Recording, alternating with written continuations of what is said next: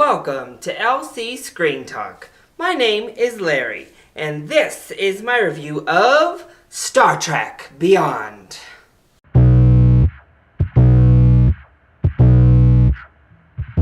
So I've never really been a Trekkie, and honestly, I didn't really appreciate or like the old Star Trek series all that much. However, I've really enjoyed the new take on the franchise with the two J.J. Abrams installment. I thought they're fun, they're exciting, and these actors really embody the characters extremely well. So I was pretty excited for the third installment, even though Abrams had left the project. Until I saw that first trailer, and then I got really worried because I didn't like that first trailer.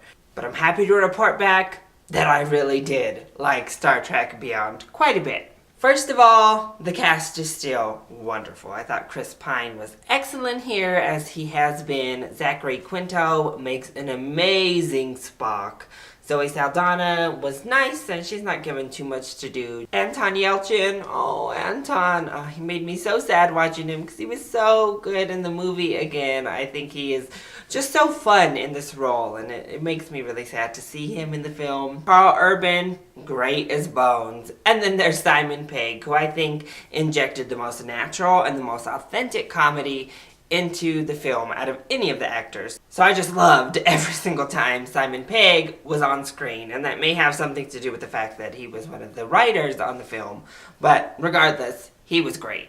And the visuals, oh my goodness, were they stunning. For the most part, I thought the visuals were just fantastic. Justin Lin really did some innovative, creative things with his camera work, and the cinematographer really delivered. I mean, it looked gorgeous, especially in the last fight sequence that happens. They do these swooping motions up and around buildings, and it was so breathtaking. Unfortunately, I didn't see this in IMAX, but I was just envisioning, oh my god, I wish I was looking at this in IMAX, because it really was spectacular.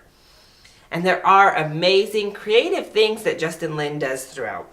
I would say he's definitely doing his best J.J. Abrams impression. We have lens flares everywhere, and it has that same feeling and same vibe as the first two, which is what the company probably asked for. However, I really love the weird side tracking shots that he did, and the flipping of the camera. It all just looked really cool, and I thought it added an extra little pizzazz to the installment.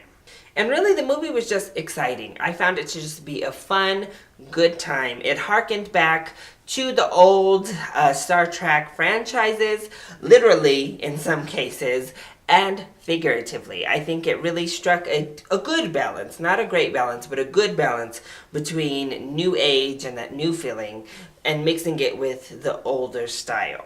But that mixture also is going to lead me into some of my negatives, starting with the fact that I thought the beginning was just too old school comedy, with these little creatures who just were so campy and cartoonish, and then some of the lines and the one-liners and just the whole acting at the beginning of the film just felt so old school that it gave me a very weird vibe.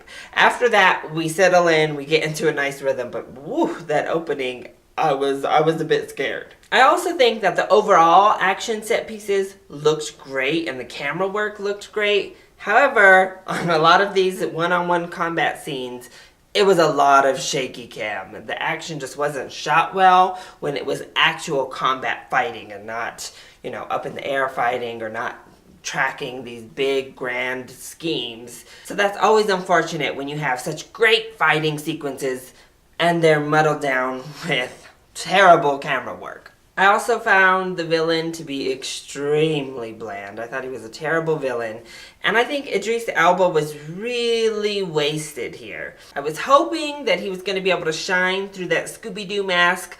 Unfortunately, I don't think anyone could have shined through that mask. It just was so limiting to his face. He did do a nice job with the voice work, and I really liked his speaking patterns as the character. But, I mean, it was a waste to have Idris Elba in the role at all. And then the role itself was so underwritten, so cliche, such a boring villain, that it was kind of I also really quickly want to touch on Mr. Sulu. With all due respect to George Takei, I think he's wrong in the instance of not being behind, Mr. Tulu given a love interest and being turned into a gay character. First of all, it was done out of respect for Mr. Takei himself, and I think that was a wonderful gesture. Secondly, it's done very nicely. It was done very tastefully. It didn't take away from the story at all. And I think when we're looking at these smaller communities like the LGBT community, in sci-fi films, the first step needs to be representation because, hey, it doesn't exist right now. So if we have to get it in with characters that are already established, so be it, I think. And Sulu doesn't really have all that many defining characteristics. I don't think he really did in the old series either. But giving the character some sort of overhaul isn't that big of a crime to me, especially when they don't have that many personal characteristics that they're given on screen. And I thought they did it very well, and I was happy to see it. But overall, the bottom line is that I just had a really good time with Star Trek Beyond. It's what I wanted. It gave me pretty much everything I needed. I was entertained, almost start to finish, a couple lapses, but it was a really fun action blockbuster film. So I say, not only do I think this deserves a full price ticket, I think you should probably see it in IMAX, because as I was watching it in regular 2D, I was wishing I was watching it in IMAX.